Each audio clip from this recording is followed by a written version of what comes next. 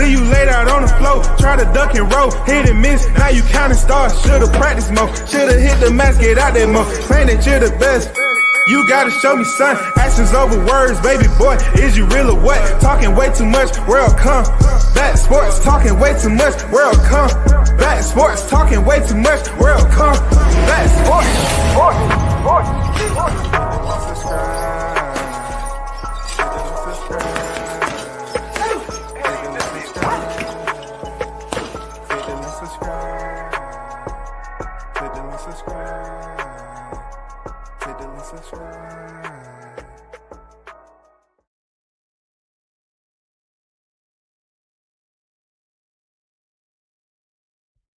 Yo, big shout out to the hottest chat in the MF game. A-side official, no negotiations needed, period. We in 25. It's about to get live. What's good? WCS back with another one. Today's live is definitely gonna continue to highlight the Ring Awards, the Ring Magazine, the rebirth of history. The Ring Magazine, for what we have used it for, with our accessibility and resources, I don't think it was appreciated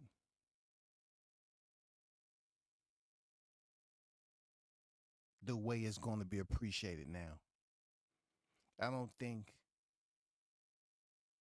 the value was never what it's going to be now. Let me take you to the ambiance of the gala of the awards that went down. Invite only. You just couldn't show up off the street just because you was a fighter and you wanted to drop in. No, everything from the eye test was organized, well planned. The seamstress did an amazing job. Turki Al-Sheikh and his people, who is not a promoter, did a fantastic pre-planning to put this out there in a broadcasting measure to the general public in a way that it measures up to the Emmys, the Grammys, the Oscars. It does. Just the way it was, the whole entire format, the presenters, having young presenters. You know what I'm saying? He had the young presenters from Shakur Stevenson, Teofimo Lopez, Devin Haney, Ryan Garcia. He had young presenters out there, bro. He's switching it up. He's doing it his way. And it seems to be still others out here that's trying to make it about Turki Al-Sheikh and how the Saudis do business in their own country. I mean, you have to reverse the lens a little bit. Turn the binos around. I'm pretty sure when it comes to combat sports, the U.S. has had is shaky points, you know what I'm saying, where it looked like a kaleidoscope to a lot of people when they was trying to figure out why this is going on, why this isn't happening. But let's take a look at a short clip of the ambiance. All right? No music.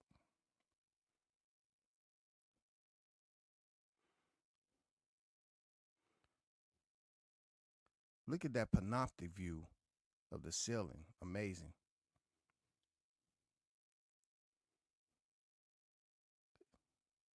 Black tie affair.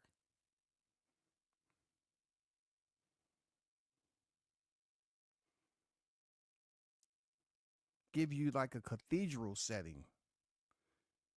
Beautiful artwork. Beautiful, beautiful, beautiful artwork. Seriously. Beautiful artwork.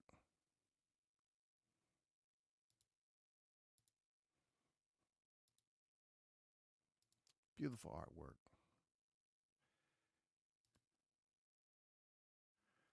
Let me share. Let me see.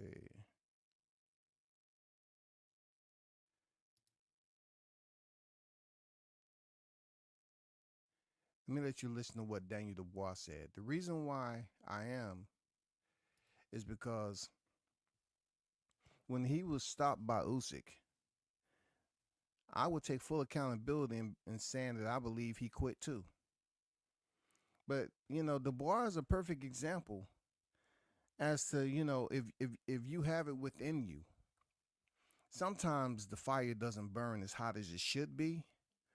Some people are motivated from different things. Like I always use this as an example, right?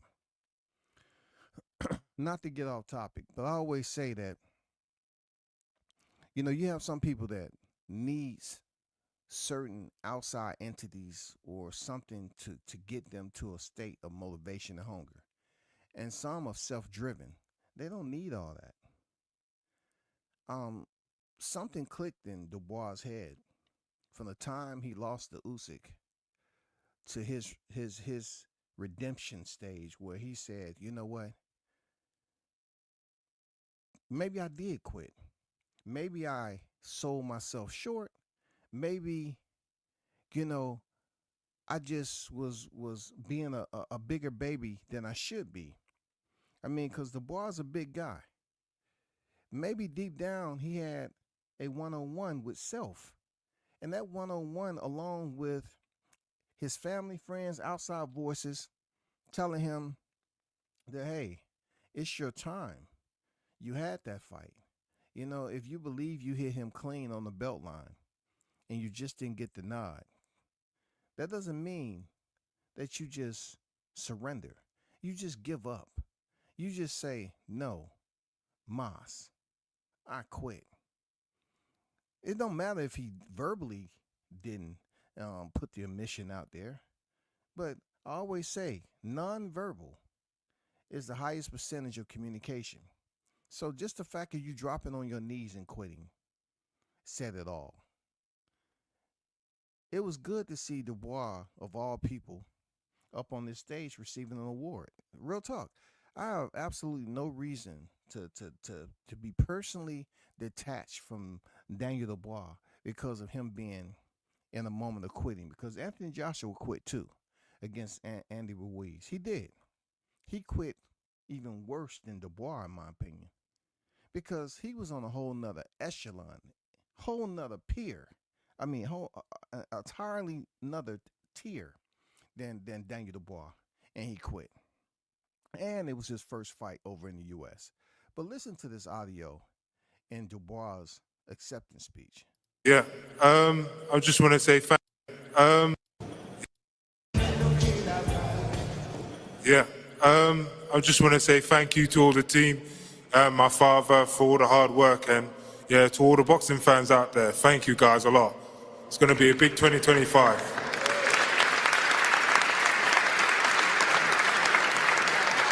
Daniel, that is the heaviest trophy that we have here, so please.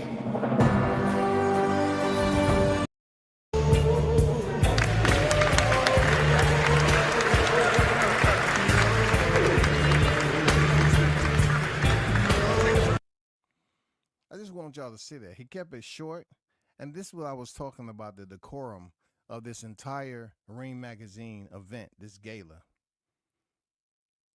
Look at that award, yo. Look at that award, bro. I'm not gonna hold you. That's a nice ass award, man. Let me screen grab that for you right quick. That's a nice award. That's a nice award right there. The ring with a glove in the middle, and wouldn't you know, Anthony Joshua, who lost twice to Usyk, right? For Daniel Dubois to have his opportunity, he also loses, but then turns around and beat a guy who was suspended from the sport, right? He had to build his way up. And who's to say this couldn't have been Jarrell Miller? But the moment came where Daniel Dubois had an opportunity to challenge himself to the final tick. And that's exactly what he did. And look, it's nothing like a climactic moment from what we witnessed with Dubois closing out Jarrell Miller. And you say to yourself, oh, that was just Jarrell Miller. He was this, that, and the other. He'd been out of sport. He's a drug cheat. No, the moment itself belongs in an envelope to Dubois upon his rebuilding. He's not the most, He's not fancy, more so for his personality. He's goofy. He's a goofy guy, but he's a boxer. He can fight. I'm pretty sure he's been going through that his entire life and trying to fit in, y'all. You know what I do? He's been going through that trying to fit in. And he just so happened to have height, weight on him, and be in a sport where it took him a little bit longer to become relevant. I mean, you're talking about being in the presence of Anthony Joshua. So to slay the so-called one of the top kings, he had to go through Jarrell Miller. He had to go through Philippe Herkovic. You know, he had to prove the naysayers that felt like they wasn't wrong in saying he was a quitter, but just to have dark time, just to have the dark time to process those thoughts and know that if there was an inkling, just one inclination within your heart of hearts that you quit, you have to somehow try to erase that. You're gonna have to try to go out here and redeem. And I just felt that Daniel Dubois did that, and for him to receive that trophy, which was one of the best knockouts of the year, for him to come back and fight Joshua, a common opponent of Usyk. You know what I'm saying? A fighter who has been at the top, who can lose, and they tend to push the reset button all the time on Joshua. You know what I'm saying? Joshua can quit, but he wasn't receiving the backlash like Dubois.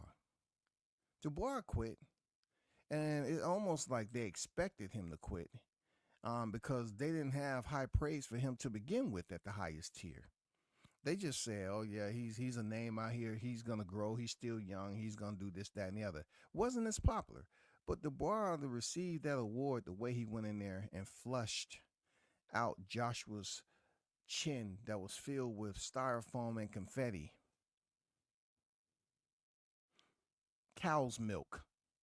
It was great. It was awesome. I'm not gonna lie. It was great work. I was happy for the boy in that manner.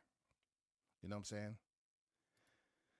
This is another picture of those individuals who was invited to the gala, the Ring Awards. Um, Once again, Turki Al-Sheikh, though he's been in the game a short period of time, as far as his presence, he is having some legendary pictures. Um, I think if U.S. boxing fans and whoever feel some type of way about what they're witnessing, it's just selfish because we had so many times to inspire. We had so many decades. You know what I'm saying? To change it up. We did over here. It's not a U.S. versus Saudi thing, okay? But we had the footprint. We had so many historical bouts, and we will forever have those bouts. You can't change that. But now, for the younger generation, when it comes to Turki, he's operating off a set of rules that entitles him to make those decisions with confidence. Turki Al-Sheikh, as you heard his name, he's not. The conversation doesn't turn sideways and say, well, he got to ask so and so. Oh, well, he got to ask this. No, when his name pops up, first of all, it's people out here that don't know if he's a promoter, advisor, manager, or anything. They just know he's the man behind the shades. Cool Hand Turk. They don't know what he got going on. They don't know who he has to talk to. They don't know any of that. But what we do understand is that the format for which he's reigniting boxing started with these Ring Awards. And it was very well put together. Like I said earlier, it's a testament to where the sport may potentially blossom.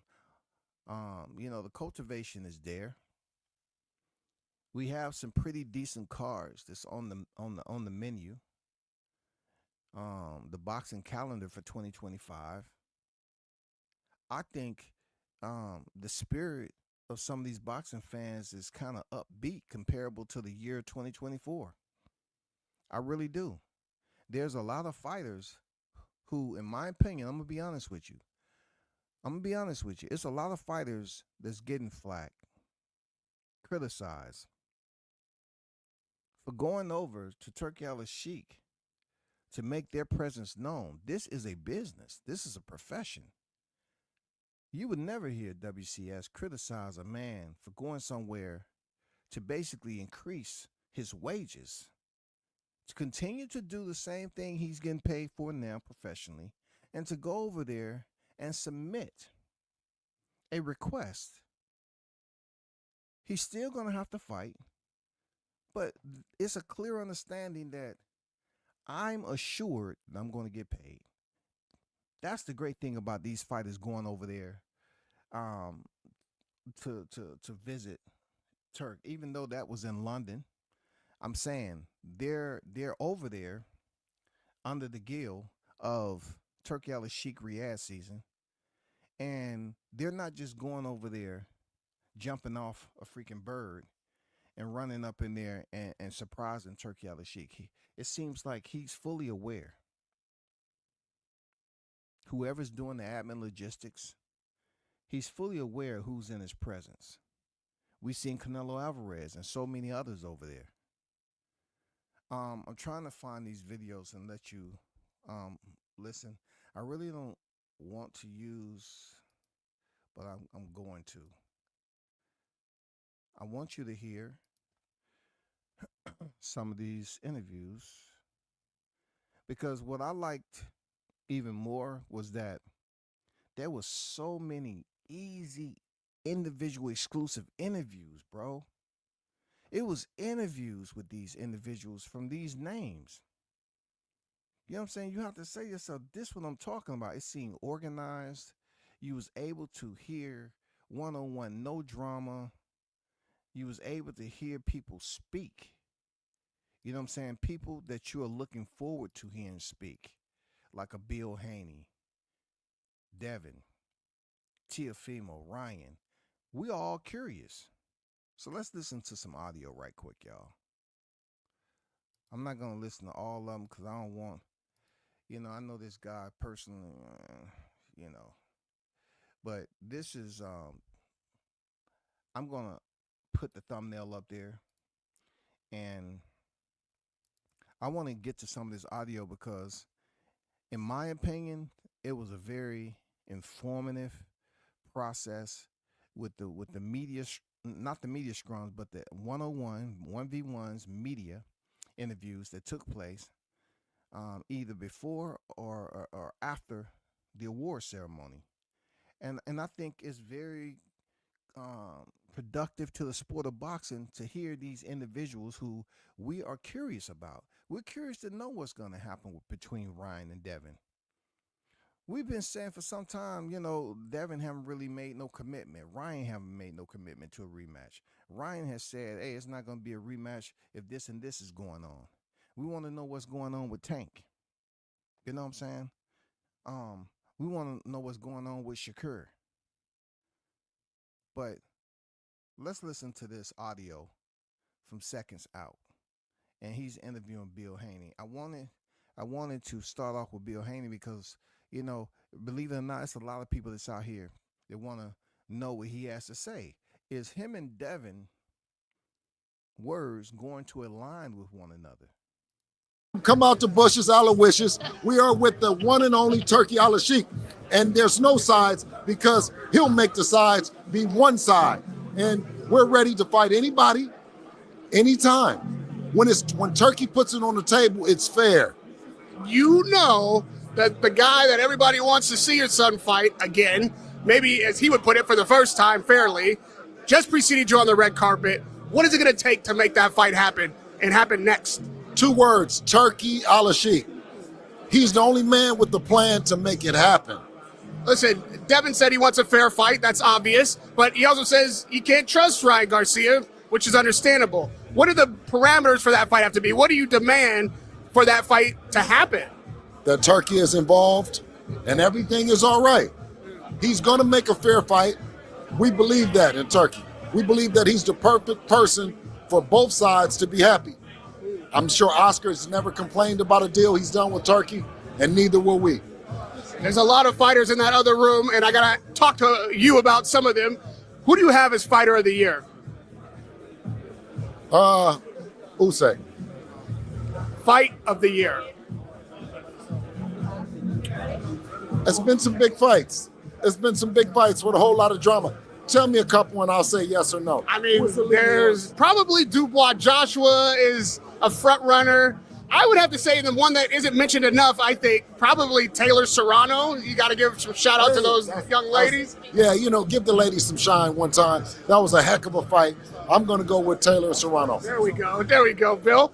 And I asked your son this, but I'm going to ask you as well. If we're standing here, which we will be doing, and a year from now in 26, what would you like for Devin to be walking across the stage receiving as an award? Fighter of the year.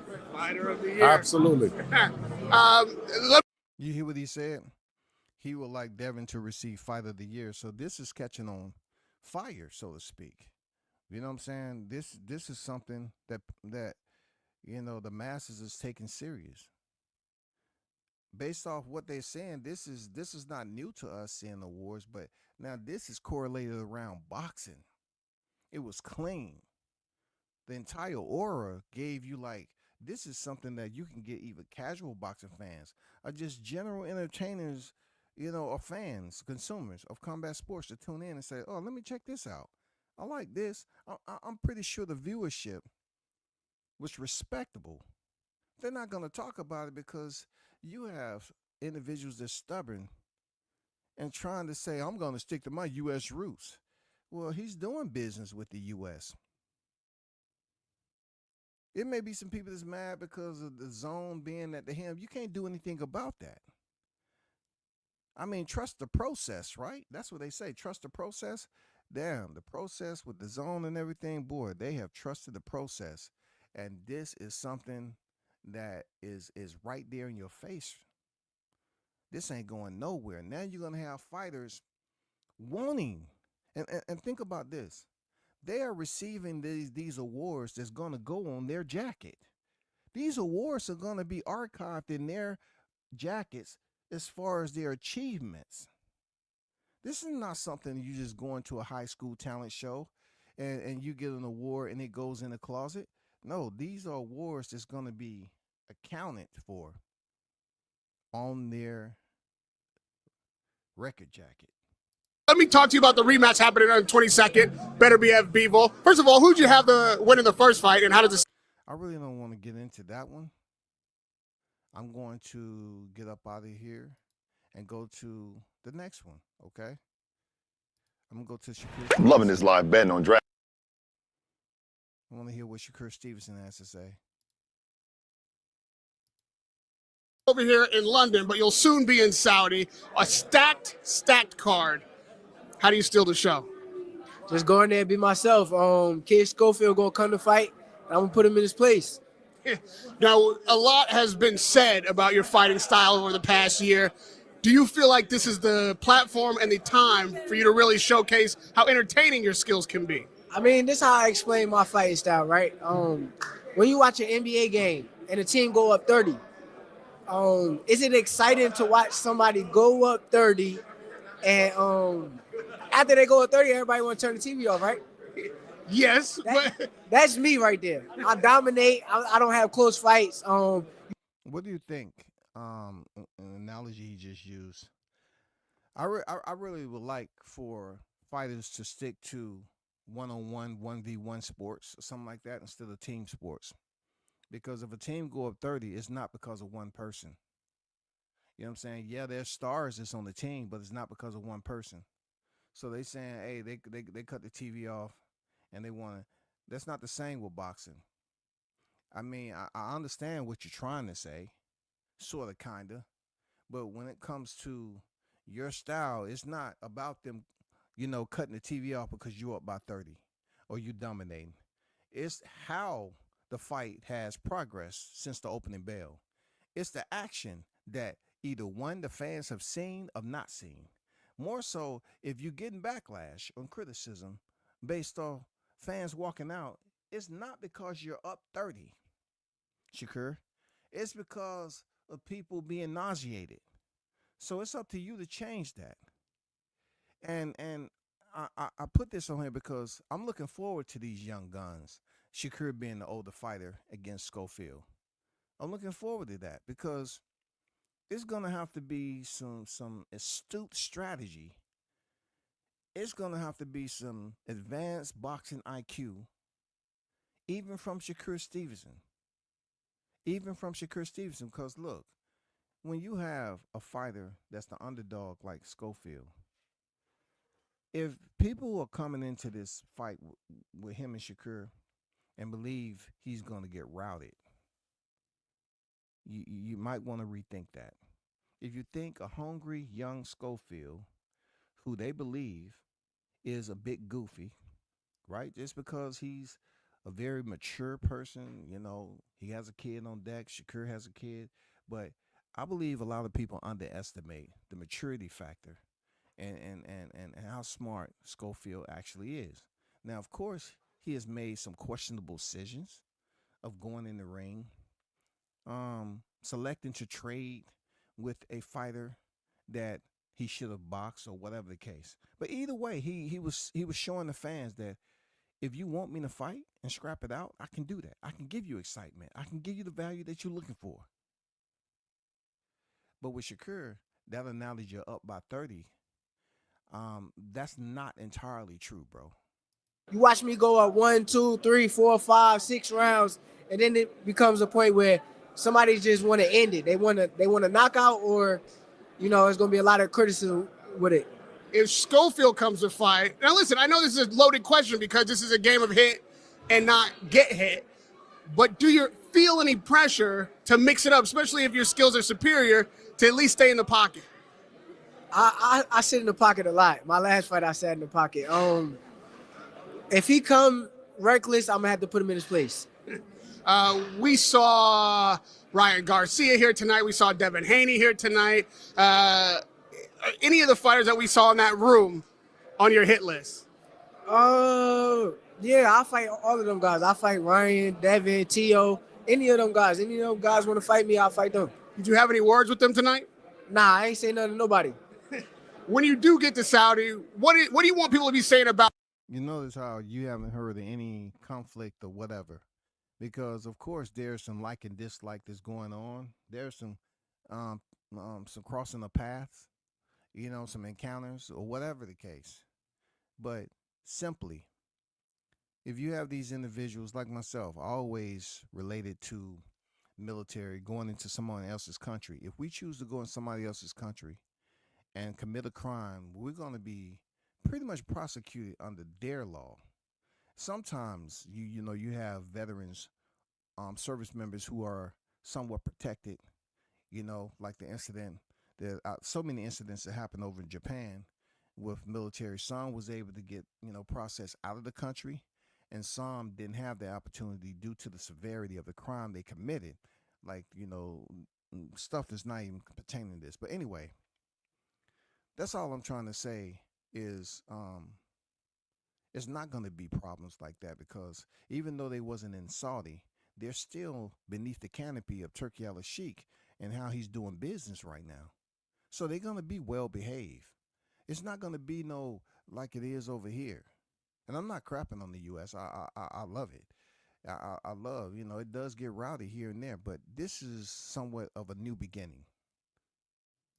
You at the end of the night, because it's going to be a talent show. Everybody's going to be trying to be the guy that they're talking about. What do you want them to be saying about you? That I'm the best fighter in the world. At the end of the day, I know I'm the best fighter in the world, but I can't wait to prove it. Let me just get your predictions on the top of the card before I let you go. Obviously, it's the rematch, Beterbiev, Bivol. Who do you had for the first fight, and who wins this one? I thought Bivol won, and I think he may win again. But what does he have to do to win on the cards? If he won last time, he didn't get it. Honestly, he needed to stop letting his foot off the gas. I think in the last 2 rounds, he kind of let his foot off the gas. So I think he stayed focused throughout the fight. He win. Daniel Dubois got knockout of the year tonight. He's the only heavyweight champion other than Usyk. He's got a big fight on his hands with Parker. Who do you think wins that fight? It's gonna be a tough fight. I think Parker gonna get out the way. I just want y'all to hear pretty much what Shakur Stevenson had to say. Now I want to get to really, you know, the the the the um the drums, so to speak. And shout out, this is seconds out. The drums that people want to hear, and they was anticipating what these individuals had to say because they are attached to something that we want to see happen in 2025. And shout out to Radio Raheem, even though he's not on my favorite list. I did have to check him down here because he was being a bit selfish with his media, just trying to, basically whatever. That's neither here nor there. But he's doing his thing. He's moved over to London, and real talk, he has the most freaking one-on-one interviews that you want to listen to. So let's get to Ryan Garcia. Devin Haney. You know what I'm saying? Connor Ben. Of course, Teofimo Lopez. And this is seconds out. Use AI to turn any idea. Make sure you hit that like button if you're in the building. I haven't said that in so long. I just don't think I need to say it. Welcoming you in, you're right now. All good and dandy. Well, but Yeah. here we What's go. up? See, look, it's all kumbaya right now. All good and dandy. Well, it's been a tough year, obviously, and it must feel good, though, for the boxing community to be welcoming you in. You're presenting on the stage tonight. How did it feel to be just back around the fight scene and everybody that's here today? It's really cool. I mean, something that kind of missed, but I really do miss being in the ring more. It's cool being around everybody, but watching everybody continue their careers while I had to wait, sucked. But now I'm here and talking business and ready to fight again. Speaking of business, I was surprised, actually, that Devin said the only road back is through you. I mean, that's not a quote, but he said this is the fight he wants. This is the only fight for him next. I mean, are you surprised by that? No, I mean, the only way he's going to get any respect is to fight me again and try to do better. So I could see why he would say that. But for me, I don't know. I mean, that interests me for sure. Like, I would be down to do a rematch, but a lot of things need to play out the way I need them to play out. So that can happen. I mean, first and foremost, he needs to drop the lawsuit, even if he wants to have a conversation about it. To me, He says he needs to drop the lawsuit, even if he attempts to have a conversation. You know what I'm saying? Ryan Garcia is in the building. We all know what his controversy and the level of outcry about what he said and his words. But he's there on deck. He said Devin needs to drop the lawsuit. What do you think? I really don't want to get into my thoughts on what he should and shouldn't do about the lawsuit, Team Haney. But we're talking about what sense does it make to have a lawsuit just because people are saying you are in a position to set precedents, but yet you have a fight that doesn't need no promo, like I mentioned previously. The backstory is what it is. It's very, very heavy. It's saturated in controversy, conspiracy, finger pointing, accusations. It's saturated in all that, and that's good for boxing. I mean, if you ever want to talk about a fight that was a no contest in the first, not a draw, it ended up being a no contest, and to pretty much go back into the rematch with two top tier names that was at 135 together, considered, part of the four or five kings, whatever. And to end the way it did, popping dirty and all that, I don't blame Ryan Garcia. I'm not taking his sides. I don't blame him for saying what he's saying.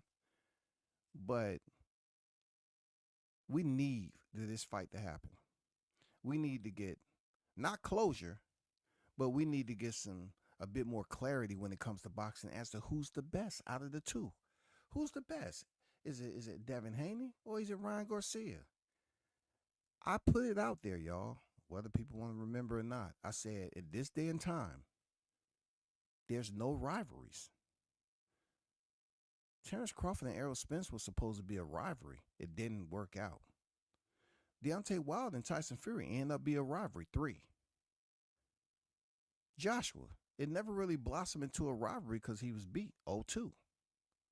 Fury, Usyk, the whole point I'm trying to make is he actually fought. That's why Usyk's at the top of the ladder. Usyk actually fought Joshua twice. He fought Fury twice. And he came out on top, both. He's 4-0 against top-level opposition. So when it gets down to the lighter divisions like this, we need a rivalry. This could potentially turn into a third fight. What's wrong with that? We need more fighters that's rivals that can get the 2 paychecks from a rematch. We definitely need that. When Jermell Charlo fought Brian Castano, that wasn't a rivalry. It was based off of what? A decision in the third fight. So they had to come back because it was in the contract. You know what I'm saying? But we're talking about rivalries. And these two right here, Ryan Garcia and Devin Haney, they're at a point where they have everything laid out for them. The documentation is there. The media is there. Controversy is there. They're hitting all points of the compass to lead us right back to the ring for a rematch. I thought that was a weak move by him, and now he wants to backtrack and say that's how he's going to get it back. But before he was saying different. So, but I'm ready to fight him. I mean, I've already fought him and beat him. So He's put his own stipulations on it, saying, he's going to demand, 24-hour drug testing all the way leading up. I'll put my predicaments on it. We won't be using VADA. I'll be using the people I want to use, because for some reason Bill Haney keeps on saying VADA. It's kind of strange to me. Why can't I use USADA or any other organization? Seems a little fishy to me that they love VADA and VADA loves them. I mean, it's just weird. I mean, if nobody's asking those questions, I wonder why. Do you feel like there's something awry at VADA? No, well, I just feel like they're too entangled. I mean, it's a conflict of interest, truly. I know in my heart of hearts, I never took steroids in my life. And to this day, I'll go down till I die saying I never did. So to me, that really struck a nerve in me, and really just tarnished my victory and made it into a no contest. I mean, just all the things that, I wore forward. Like, that was my best victory, and they took it away. So, yeah, I'm a little salty about it, and I'll never use VADA again, because to me, that's fishy. I tested negative all the way through, and all of a sudden I'm positive, after I beat him. Come on. And then all of a sudden his freaking brother posted way before everybody even knew that I was going to test positive. Nobody's asking these questions, and nobody's caring. So it's like, it's just absurd and weird to me. What do you think is the answer to those questions? I'm not going to make accusations. Obviously they're suing me. Hey, Ron says he's not going to make accusations, but the information is out there. I just wanted him to touch on pretty much what direction are we going with this fight. Will Team Haney drop the lawsuit or continue to pursue it until adjudication? Do they have a lawsuit? I don't know. I'm unqualified to speak on it. I'd be lying to you if I said I passed the bar when it comes to, being an attorney. Now, I have basically been a part of some bars doing happy hour back in the day. But as far as, absolutely passing that to speak legally, and trying to give them legal consult, no, that's not it. You know what I'm saying? You might be better off asking JoJo that's been in and out of the system already, so I'm just going to keep it shut and just say, I don't know what happened. But to me, it's a little fishy.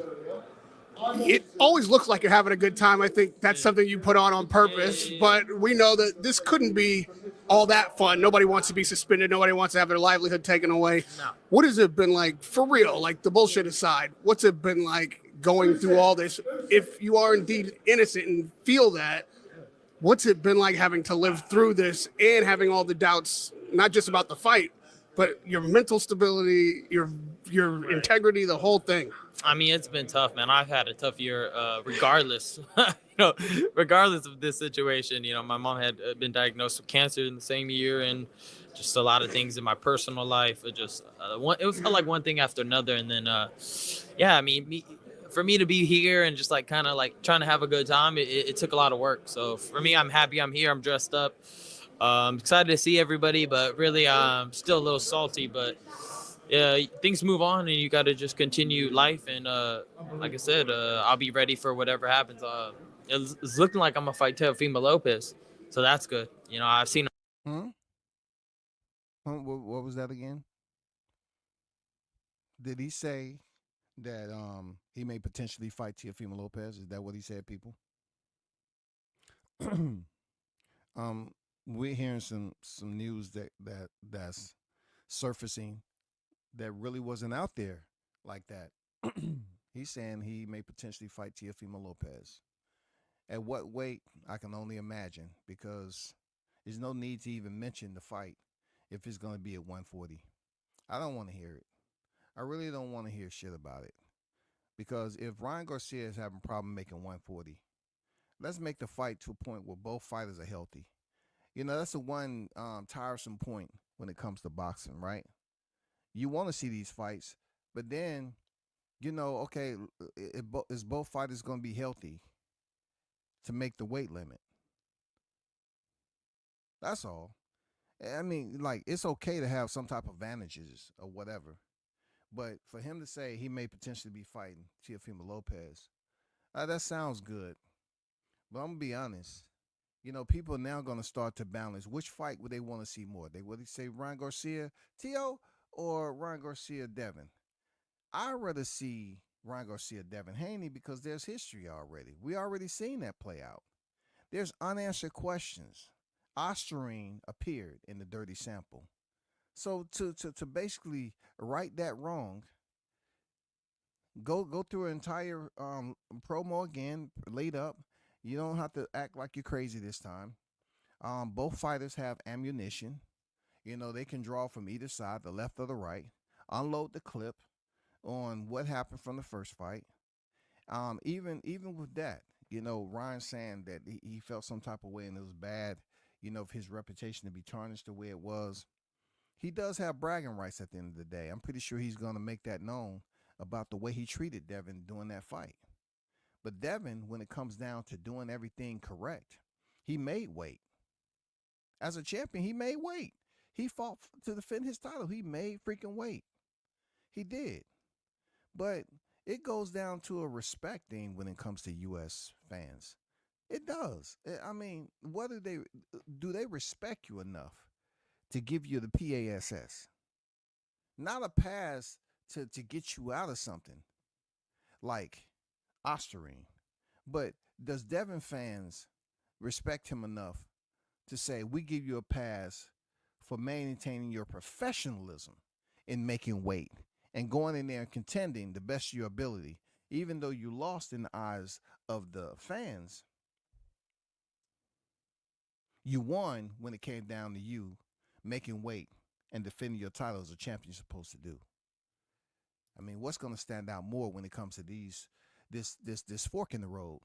Well, now Ryan has put the information out there that he may potentially be fighting Teo. Interesting. Him today. It's a little strange, but other than that, he's ready to whoop his ass. Well, wait a minute. It looks like you're gonna fight him. What's giving that look? I don't know, man. You just gotta wait. You gotta wait and see. All right, before I let you go, but after I do fight him, I'll be the first one to fight all three of the so-called four kings. I'm the only one that's fought all of them: Tank, Devin, and Teofimo Lopez.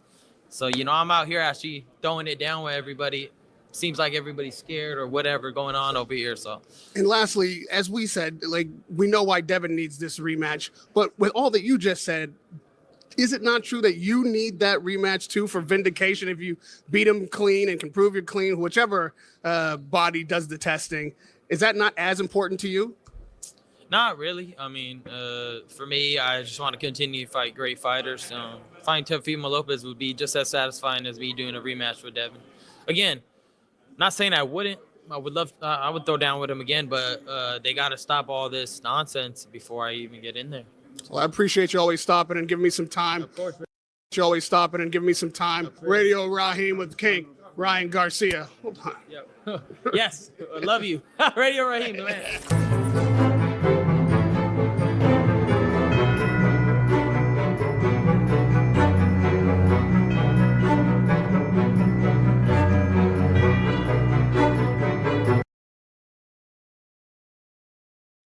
Let me get up out of here. I want to go to Devin Haney.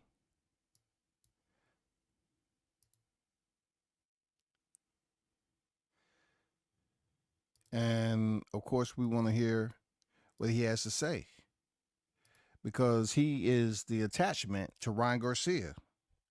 Devin Haney is the attachment to Ryan Garcia, for his next fight. Like, at the end of the day, it would be good for them to fight each other once Ryan Garcia's suspension has expired, because neither fighter has been in the ring since then. You know what I'm saying? They fought August 20th. Neither fighter has fought in the ring since then. You know what I'm saying? Neither fighter. Oh, my goodness, man. Neither fighter has been in the ring. This is a perfect time for them to both come back. Let's see what Devin Haney has to say in all of it. He was on deck, of course. He went to the open workout. Raheem here with Devin Haney. First of all, it's such a good, And this just is a seconds pleasure out. to see you on the red carpet, back in the mix. I know it's been it feels like a long time since we've spoken. I haven't saw you in a long time. Where you been? I've been over here. Okay. Oh, really? Yeah, I moved to England, and we're so close to Saudi. I'm just back and forth from there now, and it looks like you're holding it down in the States. Sure. But we're here in London now, so to me, that means that something is happening. I don't think you pull up unless there's some kind of deal or some kind of money on the table. Yeah, I mean, I'm happy to be here. Your Excellency has a plan for me, and I came here to meet him, and I'm excited to execute that. What do y'all think about that? He said Turki Al-Sheikh has a plan for him.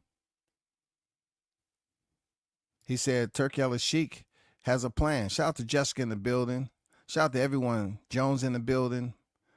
Dan, Mike, Big Blunts and Boxing, Arnold Brown. Salute to everyone that's on deck. OG Mr. Golden. He says His Excellency has a plan for him. And that's what I'm talking about when it comes to Turk. People are speaking like it's stamped, it's certain, it's imminent. That's what they speak when you hear Turki Al-Sheikh name come up in boxing. Not this same gibberish and mumbo jumbo that we used to hearing over here in the U.S. years past. Oh man, we don't know if that gonna fight. We spent more time talking about fights potentially, or maybe fantasy fights come into existence, than we actually talked about certainty. Certainty, you get certainty, punctuality. We get certainty when it comes to him now. Fighters are going over there with certainty for a reason. They're not just showing up saying, oh man, I wish. No, it seems like it's going down. Let's get back to it. Plan in 2025. What kind of conversation are you looking forward to having with His Excellency? No, I met with him, and he has a list of fights he's going to try to make happen. I agree to anybody, because at the end of the day, I'm that kind of fighter. I want to fight the best fighters in the world because I believe that I'm the best. We saw Ryan Garcia breeze through the red carpet before you got here. Is that a rematch that's still on the table? I mean, I've heard the deadlines, and then the deadline gets extended, but we know that's the fight that I think most people would want to see. Is that the fight that you're still interested in? Yeah, I mean, it's one of the biggest fights in boxing. I think it has to happen.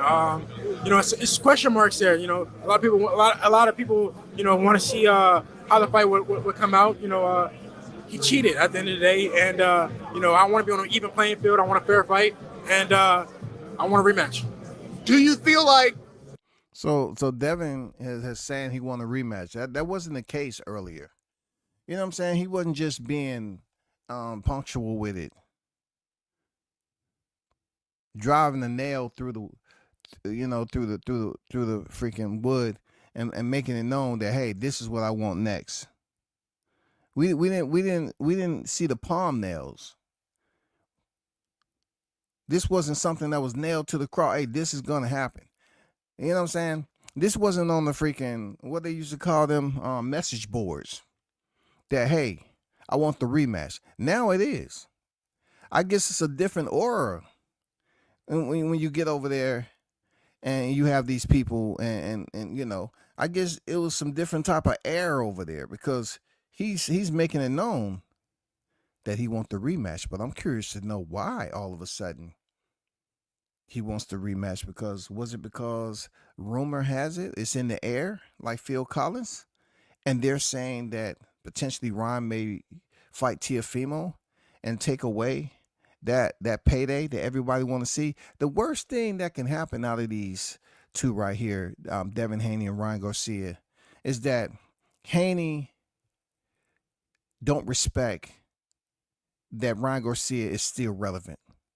If he takes it for granted and allows someone else to scoop in, and what if this Teofimo Ryan Garcia fight end up being a fight for the ages?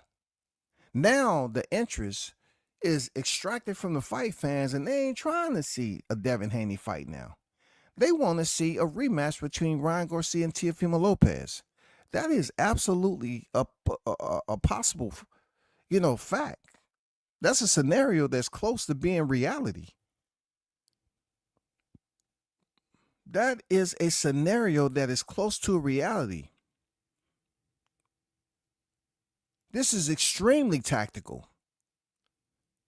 It deals with the business side of the house, but also it deals with the physical components when you're talking about the fight fans wanting to see, can Devin Haney beat Ryan Garcia with a clean drug test?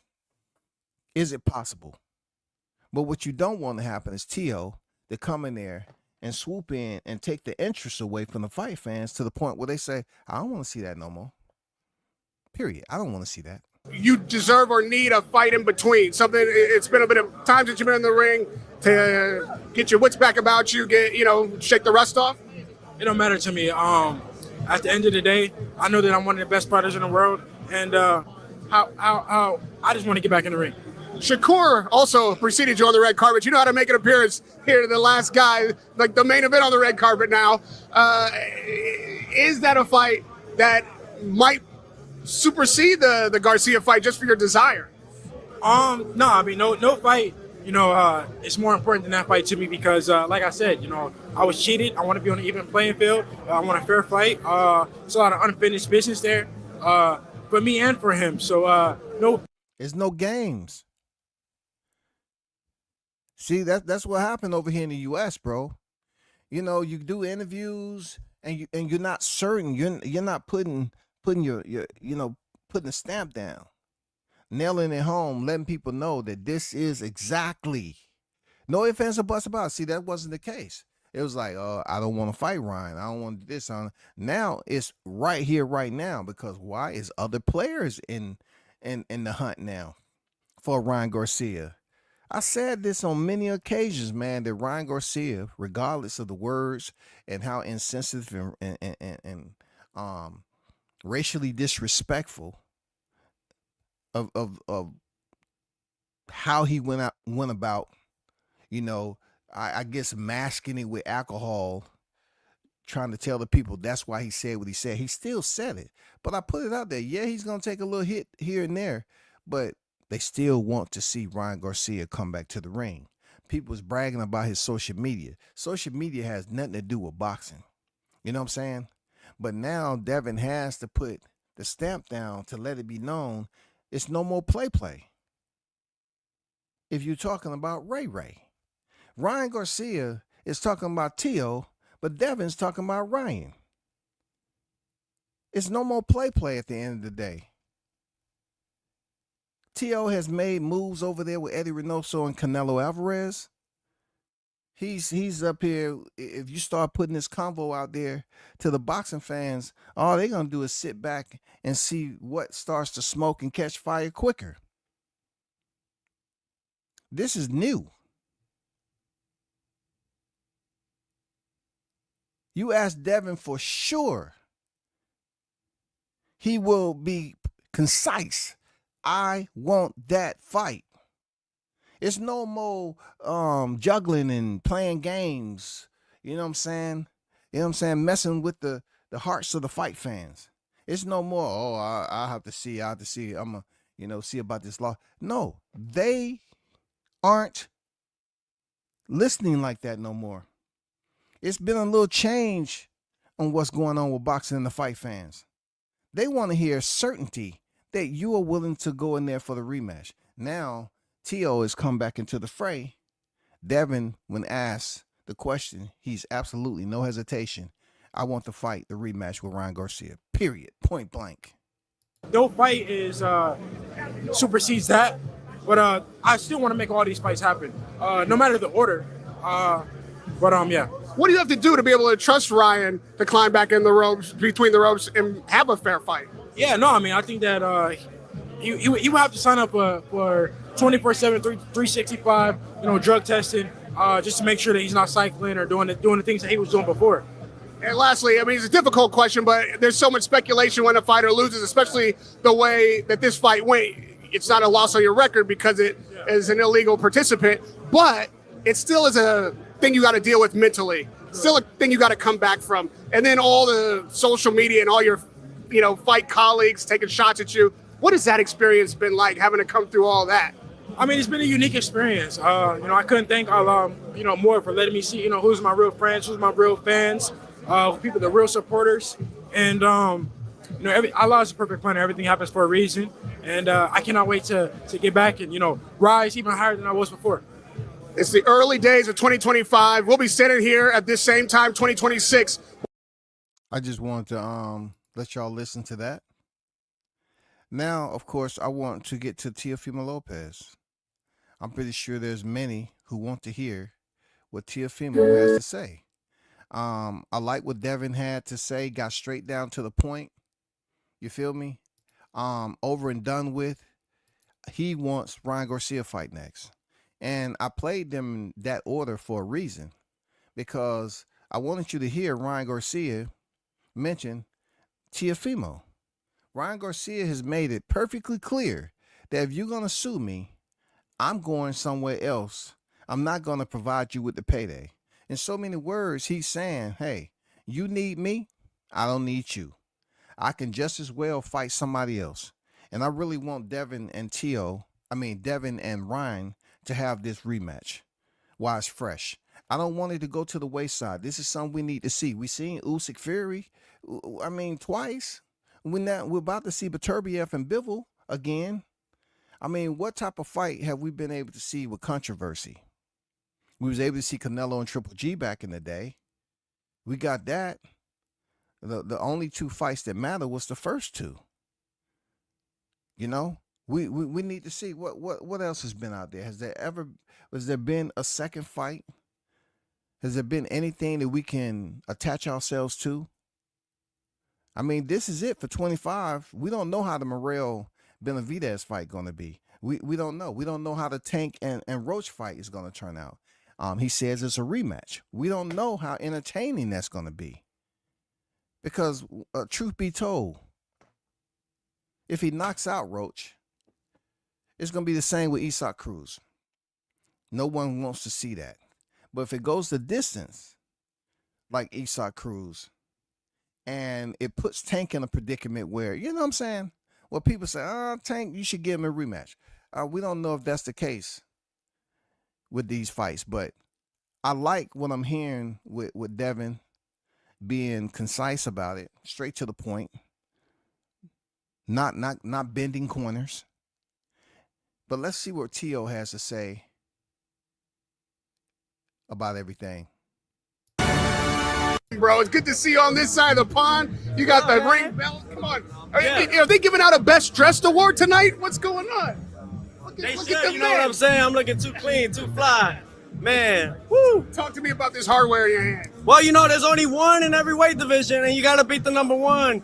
So, hey, this is just a sign to everybody. The junior welterweight world champion, lineal world champion, Teofimo Lopez. You want this? Come and get it. What award do you think you should be winning tonight? Oh yeah, like you said, Raheem, Radio Raheem, man, look, best dress and most flyers. I'm so dope. Man, I make dopamine look mean. Come on now. And just about every Hey, one thing we know about T.O., if boxing never fails him, he would never have a career at hip hop. Period. You know what I'm saying? He's the one that's carrying around his ring title. I don't have a problem with it, but you know, if I'm going to an event like that, I definitely want my hands to be free, especially if you T.O., in case somebody, you know, decides to slap the taste out your mouth. You know what I'm saying? I mean, I'm just saying, Crawford wasn't in the building. I haven't seen many interviews. Crawford wasn't in London. It's not like he doesn't, you know, drop in here and there. And but you know, you would have wanted both of your hands to be clear to protect yourself at all times. That T.O. But anyway, I digress. fighter with a name is going to be in the building tonight. If you're on this Ring Magazine Awards red carpet next year, what award do you want to be winning and against whom? Oh yes, all right. So the award I would love, most definitely, this is my wish, and I'm gonna say it right here, and I'm gonna stamp it. 2025 Fighter of the Year, Teofimo Lopez. We had it in 2020 in the Sugar Ray Robinson Award. I'm looking forward to doing that and bringing it back 2025. You know that Turkey's able to make just about any fight that he imagines. What do you want in 2025? The best of the best. Everybody that think that they could beat me, I would love to face them. You know, it's a shame that Top Rank has to put me with a guy on one offer of Sabrina Matias who has no value, who holds no value. Why not get the likes of Jerron and his boots and put a bigger price? Or why not unify and fight Richardson Hitchens for the IBF world title in New York? I mean, let's make boxing great again, right? That's right. Now, I'm expecting Eddie Hearn to be here tonight. Boots is a fight that I think we'd all want to see. Yeah. Is this a conversation you could get started? Oh, yeah, absolutely. I mean, well, to be honest, I can't. Let me take that back. Got to put on my political hat and say that, you know, it's we got to talk to my team. Everybody just got to talk to my team and my lawyers. Who's the fighter of the year for you? Fighter of the year for me, I would have to say Turki Al-Sheikh, His Excellency, because he just revamped and re-envisioned the Ring Magazine. That's what it's all about. Let me give you another question. There's a big fight on the 22nd. I hope I see you out in Saudi. Just give me your predictions for the top two on the card. Obviously, the rematch would better be Evan Beevil. How do you have it? Man, every time we say better be it scares me. It scares me. Oh, man, I get shivers, man. I got him winning again. I don't know why people debated that. He took the last championship rounds as a true champion. Hey, I don't take nothing away from Bevo. He's earned it as well. And look, they're about to fight again, rematch, and in Saudi Arabia. The only guy with a belt other than Usyk is Daniel Dubois, and he's got a big fight on his hands with Joseph Parker. How do you see that fight going? Oh, my goodness, okay. Daniel Dubois, he's on a roll right now. He's on a hot streak, and I look forward to seeing him. You know, I look forward to seeing that matchup and build-up. Absolutely, we need this. Make boxing great again. Let's do it, 2025. And lastly, Conor Benn just walked away, and you got Chris Eubank on your right. Yo. Who wins that fight? Yeah, I'm gonna take a step back, and then we just hold the Ring Magazine for him. You know what I'm saying? Exactly. Come on, that's a big one. Who you got? Who I got? I say both are tremendous fighters. They don't like each other. I think that's a great build-up to it. But I'm gonna go with Eubank. I think he's a bit more seasoned. This is the first time I'm seeing Canelo at a Ring Magazine event, but he's on the red carpet tonight. What do you think that means? That means a lot of green. Probably for him and Crawford. Any predictions there? May the best man win. Radio Raheem was. He said, "May the best man win." Even though I'm not gonna just stop it there. I mean, like I said before, Teofimo chooses to, you know, grace the mic different than a lot of fighters. He will give you the conversation at his speed. Sometimes it's. I mean, I'm talking about. It's worthy of listening to. Food for thought. A lot of times, you know, it's like leftovers, bro. You know, I mean, it's like walking up to a plate of bones that used to have rib meat on them. And they look very, very good and tasty when they came off. But, you know, somebody's already cleaned the bone with it. It's just standing there. The flies done had their share and all that. That's sometimes what T.O. gives you. But it's good that I thought it would be a little bit more confirmation on the direction he's trying to go. Ryan Garcia said he may be potentially fighting Tio, but Tio really didn't give us that confidence to say, well, that fight is definitely. He just made it a point like, I'm on deck, I'm here for a reason, and we're gonna see what happens. More so it was like predictions, coming from Raheem. But when it came down Canelo and Crawford, he said, may the best man win. And like I said, master manipulator when it comes to the media. I would definitely like to, it would have been good if I was able to pull an interview between Raheem and Canelo, or Raheem and Crawford. But it's good that he's over there. I'm not going to make any assumptions as to how much money or potentially. We already know if he's on deck in the building, something's going down. This conversations is being had. He's not over there just kicking cans, bro. Canelo is there for a reason. And I really hope that it is for the fight that we want to see, the biggest fight in boxing. If by chance they're able to get, I would say this, that with Io mentioned over there on his live the other day about this being a $200 million fight. And he was saying that Canelo gets 125 and Crawford gets 75.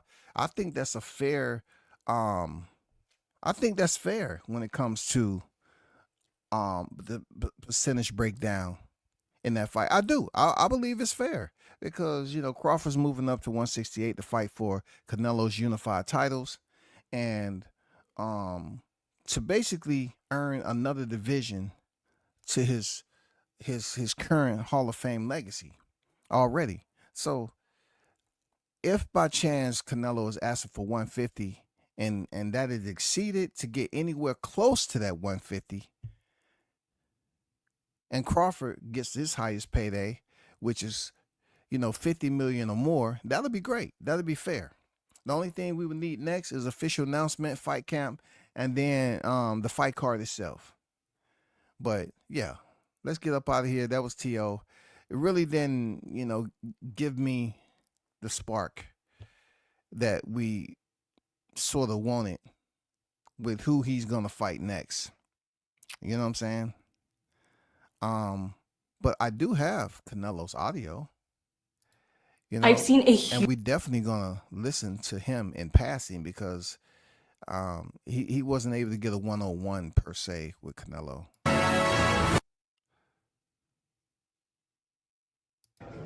So is it Crawford next? We don't know, maybe. We don't know yet. What do you think of him as a fighter? No, he's a great fighter. Yeah? He's one of the greatest fighters in boxing, for sure. Tough challenge? He's a good fighter, yeah. So he said tough challenge, straight to the point. And Canelo said, yeah. Canelo showed up in all black. You know what I'm saying? Chilling on deck. He didn't have any ill words against Crawford. You know how it goes. I mean, truly, to be honest with you, I think these two respect each other. And why wouldn't they respect? I mean, Canelo saying he's easy. Yeah, of course that's going to rile up the fans. But I'm not here to think for Crawford and what he believes. He said, okay, I'm going to show you how great I am. Let's see the fight. But what I don't want to happen is to speak on something like when the word initially broke that, Crawford was trying to fight Canelo. It's so much of a trend here in the U.S. where automatically you have your team of insurgencies that go out here and they just run smear campaigns and talk ill about a fight. It's totally opposite of what you would expect in boxing, though. You like, if you have, I mentioned this the other day, I was like, if you have two fighters and the challenge is there, why not speak on the challenge? We're talking about two top-tier elite fighters. Why not speak on it like you want to see boxing happen?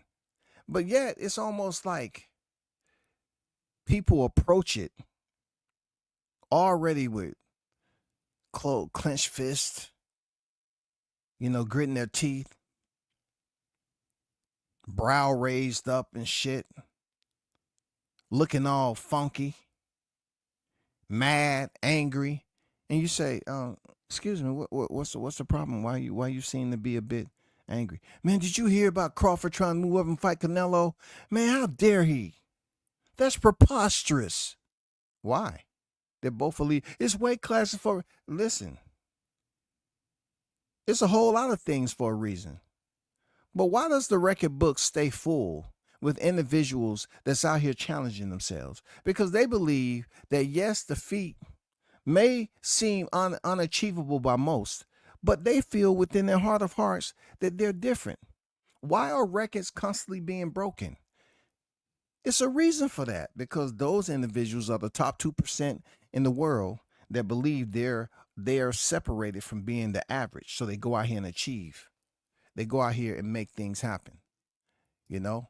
But I like the short, you know what I'm saying, drive by that Canelo did.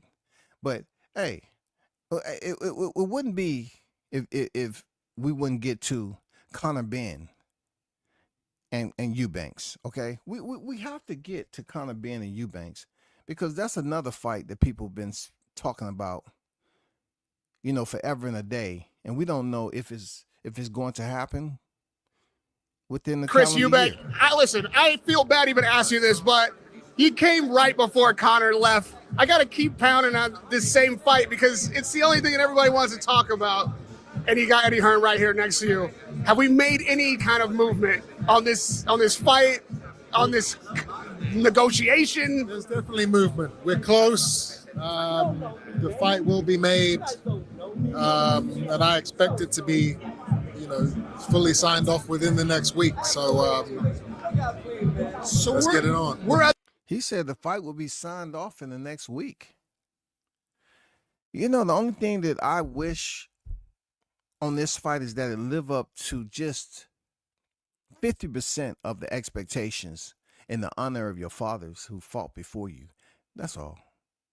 That's all. I really hope it's not cheesy. At the announcement phase, this is done.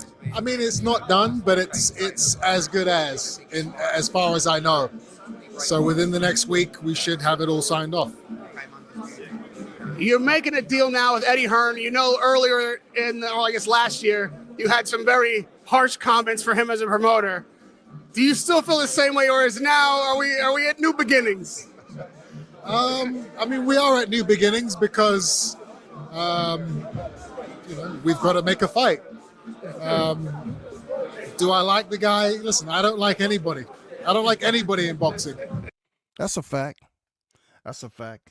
You know, I always thought he was an egotistical asshole, and then I actually ran into him in person. He proved me right. You know what I'm saying? He tell you straight up. He don't like.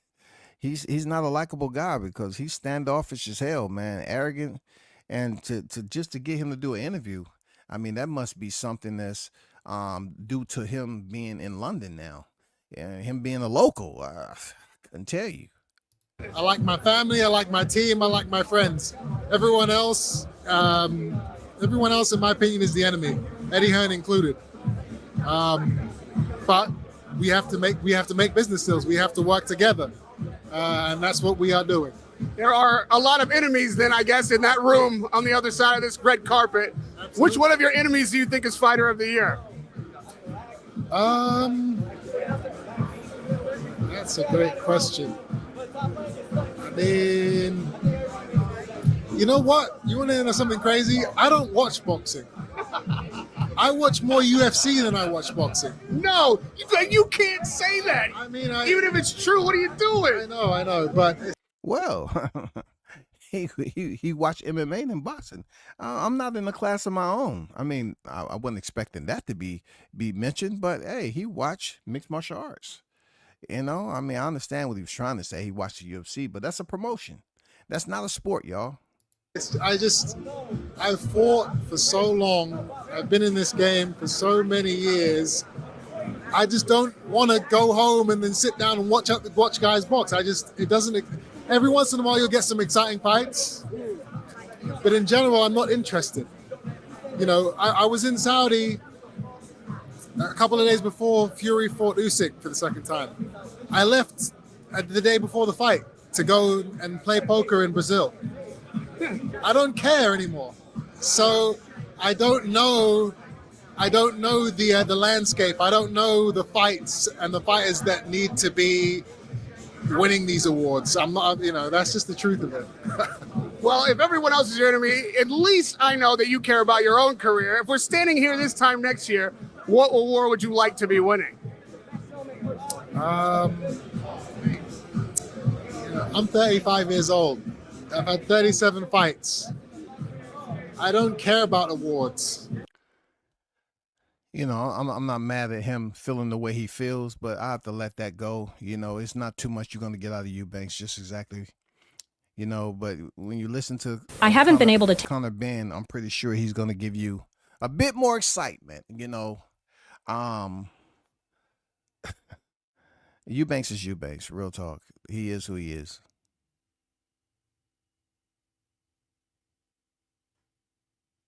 Video right here with Conor Ben. First of all, let me congratulate you on the pinstripe gangster. I don't think you got past John Gotti on this. I'm the one who noticed it. I'm like, okay, I know what he's doing. Also, listen, boxing is in a way a gangster sport. It's a poor man's sport, and everybody is fighting for that top spot.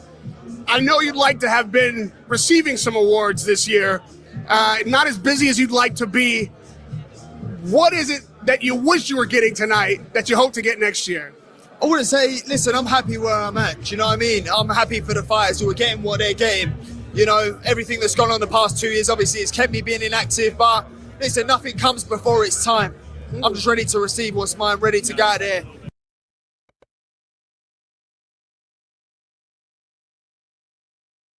Eubank in the building also tonight. Are we going to have to keep the two of you separate? Is it about to kick off at the Ring Magazine Awards? No, this ain't about me, Eubank. This is about the Ring Magazine. So, there's a time and place. His time's coming. Obviously, we're expecting both of your times to come in the ring together, but all of this back and forth about the split, and have we made any progress on that? I don't care about no split. He thinks he was the A-side against Canelo. He thinks he's the A-side against Golovkin. That's why all these fights fell through. The reality is he don't want to fight for no world title. He'd rather fight a welterweight. So he says if it's 45-55 to him, the deal's done. Listen, I couldn't give a rat's ass what he wants, what he thinks. It makes no difference to me. As far as I'm aware, I've said yes to fight for the world title. That's where things currently stand. I will fight for the WBC world title. That's my choice. So, unless he comes correct, go fight Shiraz, go fight Janibek, go fight Damas, go fight Lara, lose to every single one of them. Tonight, we'll be getting... Hey, Conor Ben ain't playing, is he? Conor Ben came in here with the torch lit flamethrower on his hip. He said, fight either one of them, you lose. Man, I ain't gonna lie, man. He's never short for words, man. He gives you the energy that you're looking for. We just need to see it to shake up the 147-pound division. I got him over Barrios. Real talk. But he is the one that's needed to shake it up, to give some energy, bro. I'm talking about to give that nuclear, you know what I'm saying? To contaminate the air. We need some energy like Conor Ben to trash talk the area. You know what I'm saying? So they can start putting signs up. Proceed with caution. We need him to really give some action. What he said about, Eubank is true, man. I mean, it's genuine disdain for these cats. Getting a Fighter of the Year crown, who would your Fighter of the Year be? I'd have to go Jai Opataya. Really? But then again, I'm a fan. Jai Opataya or Usyk, you'd have to say. February 22nd is a couple of huge fights and a lot of good fights, but we'll go at the top of the card. We all know the rematch is coming. How do you see that rematch? Better be Evan Beevil. We need him.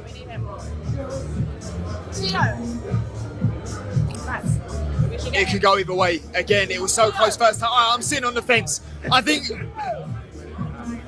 Bivol has more in his arsenal to change it up.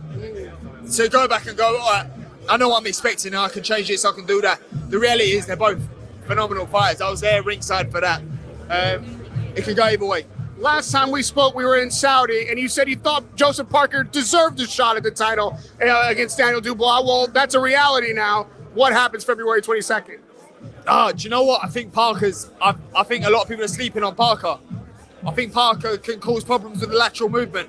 Also, Dubois is a heavy puncher, so it can really go, again, it can go either way. I think Parker can win it. Parker's clearly putting that weight on. He's not being shy about it. He's heavy early. Yes, I would go in light and move and agile on my feet. Be explosive the way he was against Wilder. What do I know? His camp know him. He knows him. We've seen Canelo on the red carpet tonight. You think he's getting in the mix in Saudi? I think Kevin Crawford's next, definitely. Damn, somebody confirmed. Somebody agrees that the fight will be made, man. That lets me know that, within my integrity, bro, I just wasn't out here just saying something that is considered a phobia here in the U.S. It's almost like it was these individuals that's experiencing something totally new. It's totally new, something they never experienced. That's what it seems like when these two names came up. But Conor Benn, he's one of those voices that said, hey, I think it's going to happen. This is not something that's impossible, but you have people speaking on it because it's not impossible to them either. It's just they don't want it to come to fruition because of how dangerous both fighters are. And they're not going, those individuals that's hating, they're not going for Crawford due to ulterior agendas that they choose to push through their biased narratives. That's all that is. I mean, it's not about boxing with them. It's all about personal dislike. If it was all about boxing, you would look at it and say, yeah, I really want to see how Crawford goes in here and compete against Canelo. That's all I want to see. Because Canelo has shown that he can move up divisions, 60, 68, 75, and he can win. He's also shown that he moved up the second time against Bivol and he lost, but he didn't get stopped. You know what I'm saying? So he has that attrition factor. He has resilience. Whereas when it comes to Crawford, attempting to basically remediate the same type of stance that Canelo is taking and moving up divisions, people scoff at it. They say, oh, no, I don't want to see this. It's not a freaking phobia. This is achievable feats we're talking about. It just takes a certain type of human being, an athlete, to go about it. And I can see if we're talking about someone that doesn't have the accolades or achievements as a Crawford, but he absolutely has the, like I said earlier, the record jacket. His boxing ledger speaks. His pound for pound presence. He has the championship pedigree. He has that to his freaking accolades. He's had his hand casted already. You know what I'm saying? He's that guy. But also, since Deontay Wilder has basically fallen off the scale of attendance, as an active fighter, then they turn it over to Crawford, which goes to show you there are some psychological deficiencies is going on here. The reason why I say that is that the very same shit they criticized Deontay Wilder for not having the fundamentals and all around skill set, Crawford has it, but yet they're pretty much leveling up and pouring on more criticism for Crawford, being he is considered an all-around striker and fundamentally sound, a masterclass boxer. So what is it at the end of the day? It's just a vehicle of individuals, a community that choose to ride around and post these signs of negativity when it comes to the sport of boxing. They don't want to look at it like, yeah, let me give him the benefit of the doubt. He does have skills. Let me give him the benefit of the doubt. He has skills to give Canelo a very strict contest in there. You know what I'm saying? This contendership is going to be interesting. But shout out to Conor Benn for answering the MF in question. All right. So you're going to make me ask? You're just going to go into I think... No, it could go either way. I saw it come to your mind. And that is what it is right there. Shout out to Conor Benn for saying it can go either way. Shout out to him for saying that within me, it's certain times that I could be controversial, but out of respect, Crawford is a dangerous opponent for Canelo. Canelo is a dangerous opponent for Crawford. When people say both ways, I'm not no way, shape, or form feeling some type of way. You feel me? I'm no way, shape, or form. Because both of them on their boxing mantles, they are considered elite top tier opposition for themselves. So for him to say, oh, it can go both ways. It can go both ways. Absolutely. Absolutely, it can go both ways, man. Come on, why are they sitting up here and not trying to be genuine about it? This shit can go both ways. They're boxing luminaries at the top of the hierarchy. Of course it can go both ways. But just to say, you know what? No. That's what's concerning. No. No, no, no. You can do 1,000 freaking boxing discussions. But when these two names come up, you want to act like it's something that you never witnessed before in the sport. And we have all these greats of the past that have been spoken on in the modern day era because they accepted these challenges and they went out there and either passed the test or they came up short. They did it though. That's why we talk about them the way we do. I saw it go. What came to your mind when I think Canelo gets the job done? Stoppage. Maybe not stoppage. No, I don't think it gets stopped, but I think Canelo gets the W. Lastly, I know everything happens in its time. 2025 will be your time. What award will you be receiving when we're standing on the red carpet this time next year? Knockout of the year. I already know, but whose name you think is going to be on the end? You know whose name I want. Radio Raheem with Connor Vin. I mean, shout out to Seconds Out. He really has some very solid interviews. You know what I'm saying? Some one-on-ones. I really didn't get to the Lennox Lewis. You know what I'm saying? Or Martin Piccoli. You know? But I just felt like the ones that I did include in this live stream was the most important. You know, we really wanted to get some closure on. I'll get some updates, not closure, some updates. Closure won't be until the official announcement. You know.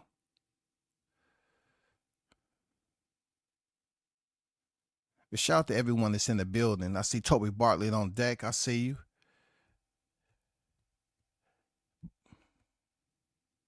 Paludas on deck. What's good? What's good?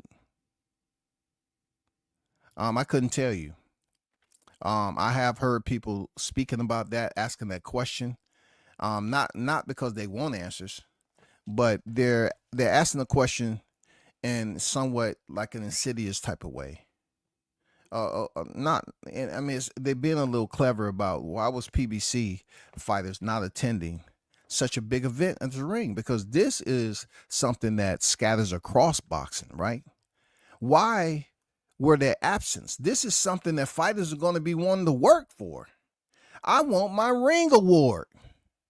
I want my ring award. And what are they saying? I want knockout of the year. I want fighter of the year, fighter of the year, fighter of the year. Why not? They want fighter of the year. I saw Paludas put Conor Ben versus Brian Norman. That'll be a great fight. I doubt it happens since he's trying to go the WBC route. You heard him say it. You know, he's trying to go the Mario Barrios route. I get it. But this ring award set it off at the top of the year. They set it off. Real talk. They sparked up interest the right way. They set it off. I liked it. I mean, looking at all these interviews, I liked it, man. It was the way it's supposed to be. Very, very formal, clean. You know what I'm saying? Great aura. Like I said earlier, the ambiance was where it needs to be.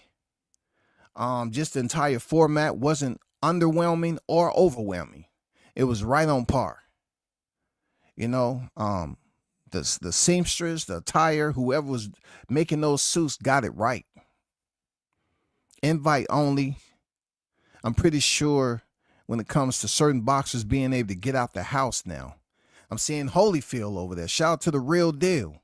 I saw him over there. I saw Lennox Lewis, who's a regular face over there. These fighters are being able to get their expenses paid and being able to enjoy events like this instead of not just being a part.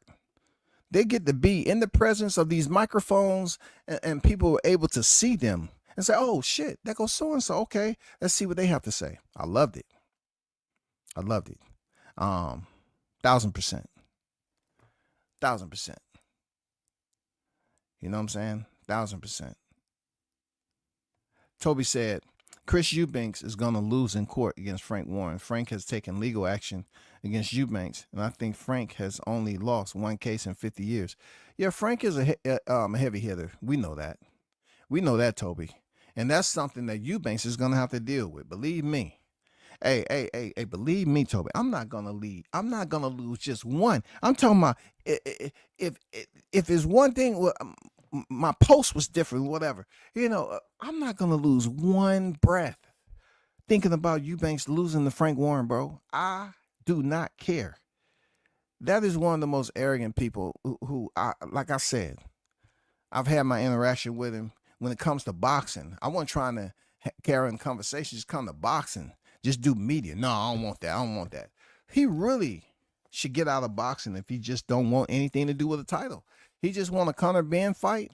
I mean, that's not what your fathers have did. We're talking about Ben Eubanks. Come on, bro. There's no history in the way his mentality is. He don't even want a title. He's came up short on big fights. Shout out to Conquest in the building. Conquest said he showed American dummies how to move a sport. It's business. Hey, true words, man. It just makes, the entire scene look different. Like you get so used to the same scene. It's just like looking at certain series back in the day. You knew it was coming on because they had the same intro. Well, that has now changed over here where you're so used to the clickbait and all that. It's just like flush it all away down the toilet. We've been listening to this stale shit over and over again. Which one of y'all are going to be invited to the Ring Awards next year? How are you going to integrate yourself into the graces of Riyadh season, Turki Al-Sheikh, when he comes over here to the States? How? Because the man is moonwalking right now. All you hear. I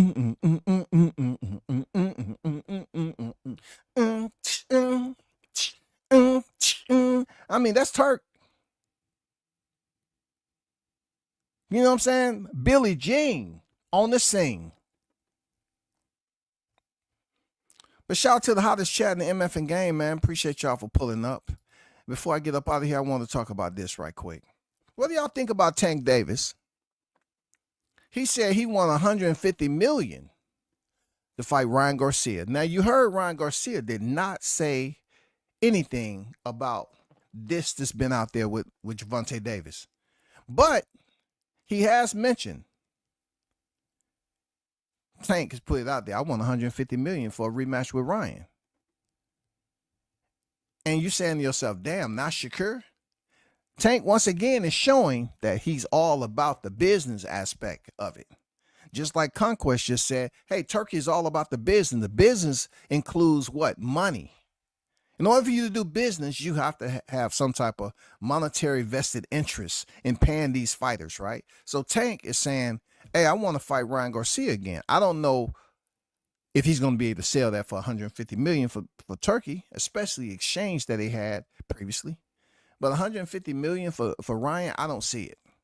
But it's out there. It's out there. That's his price tag. Tank Davis has put the price tag out there.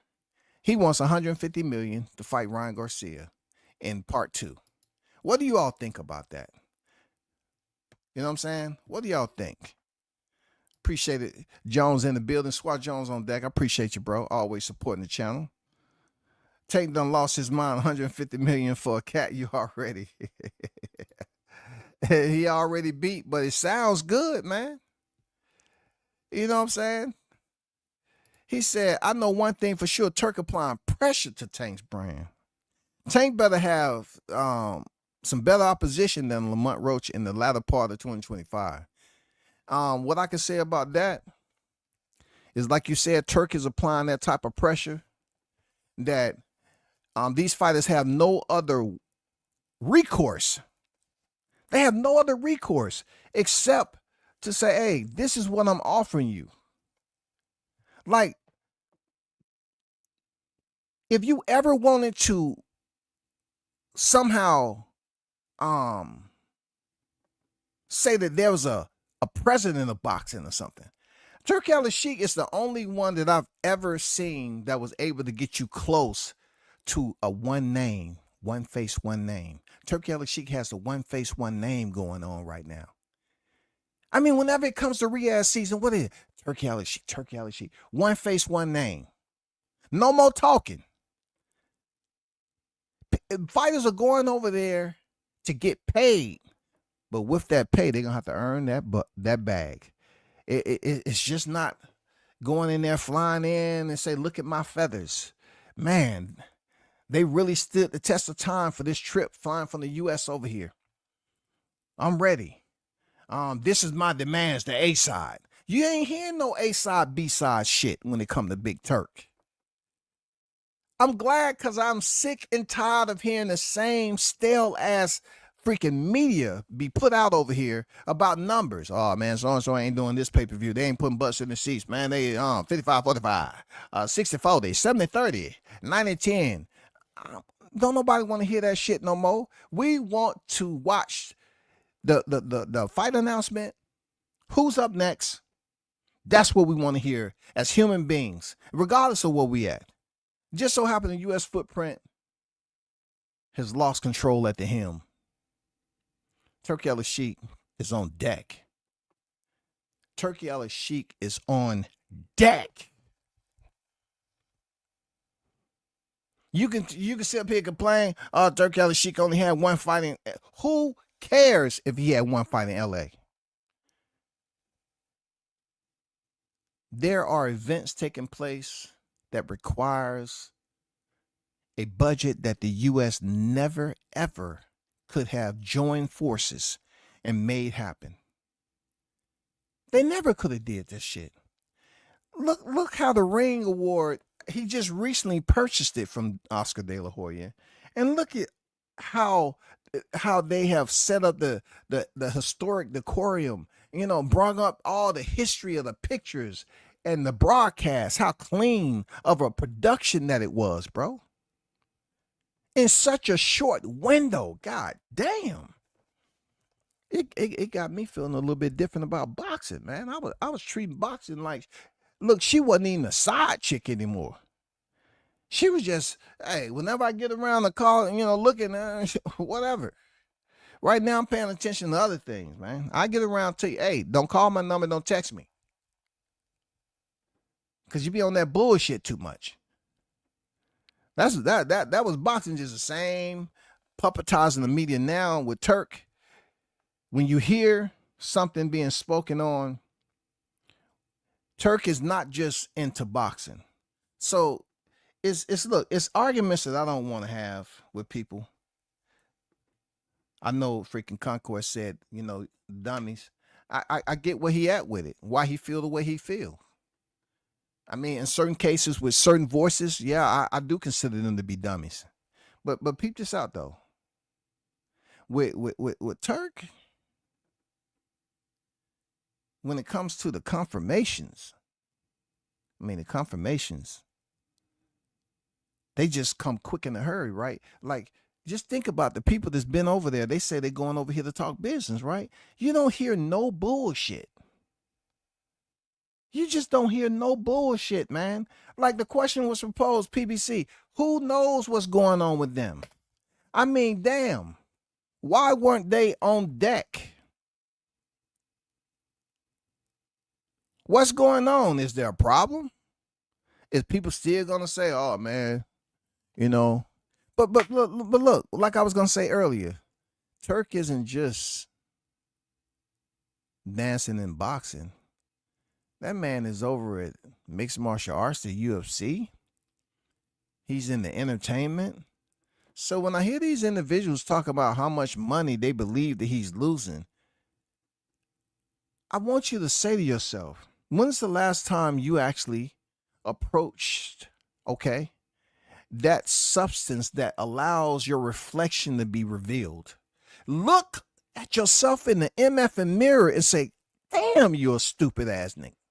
Say that shit, because this man is dabbling in other ventures that require millions upon millions. But yet we got people up here tomorrow. When it comes to boxing, he losing money. Sounding like Bart Simpson. Yeah, he losing money. I don't know why the Turk is losing so much money. Marge, what do you think? Turk is losing so much money in boxing. He's not going to be around long. The man is dabbling with the UFC. He has the UFC on deck. He has, I mean, like, look, his hands. This dude, what he's touching right now, bro, like who he's doing business is with the higher echelon. He's not playing this. He's not playing, dog. He is in here making things rotate for the better good in combat sports and music entertainment and a whole lot of other things. The curtains has been drawn. Now you get to see what's on stage. So, you know, whether you like it or not, you should pinch, slap yourself to wake the fuck up, because it's good to know that we're out of the usual, I want to put out fake information and I want to do this. And I mean, just think about this. When somebody's just putting out fake information about boxing, the shit never happens. At least with Turk, we're assured to a point that he's making fights happen. He has February 22nd card. If everybody, by the grace of God, stays healthy enough, that's going to be an incredible night of boxing, yo. Incredible night of boxing. An incredible night of boxing. But shout out to y'all, man. The hottest chat in the MF game. We should do it again. Until next time, y'all hold it down. Peace.